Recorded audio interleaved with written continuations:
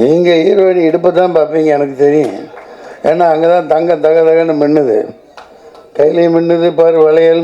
உங்கள் தரிசனம் படம் வெளியானதுக்கப்புறம் உங்கள் தரிசனம் வேண்டி எத்தனை பொண்ணுங்க அலைய போகிறாங்களோ தெரில. கதாநாயகியும் அப்படி தான் இருக்காங்க, பனிகள் பூத்த மலர் மாதிரி குளிச்சுட்டு அப்படியே இருந்திருக்காங்க. நல்ல அற்புதமான தேர்வு. இசையமைப்பாளர் நல்ல யங்காக இருக்காரு. இந்த கருப்பு படத்துலேயும் ஒரு அபயங்கர்னு ஒரு பையன், சின்ன பையன் தான், இதே மாதிரி தான். இந்த மாதிரி புதியவர்களை ஊக்குவிக்கணும். இது 10ஓடு 11 இருக்க போகிற படம் இல்லை.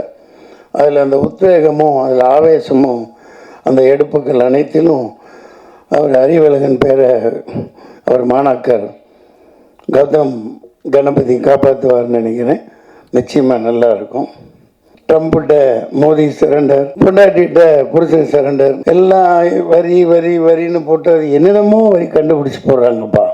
இந்த நிர்மலா சீதாராமன் மேடம் எங்கே தான் கற்றுக்கிட்டு வந்தாங்களோ தெரில, சட்டியே பவுத்து விட்டுருவாங்க போல். எல்லாம் இருக்கிற எல்லாத்தையும் அந்த வரி இந்த வரி, லொட்டு வரி, லொஸ்கு வரி, இன்கம் டேக்ஸ் கட்டுறோம், கமர்ஷியல் டேக்ஸ் கட்டுறோம், அப்புறம் என்ன ஜிஎஸ்டி, அப்புறம் ஸ்டேட்டு சென்ட்ரலு, எல்லாம் ஒன்றுக்கு 4 முறையிலையும் வசூலை பண்ணி மக்கள்கிட்ட எல்லாத்தையும் அவுத்துட்டு விட்டுறதுனால மக்கள் எல்லாம் கவர்மெண்ட்டுக்கு சரண்டராக இருக்காங்க.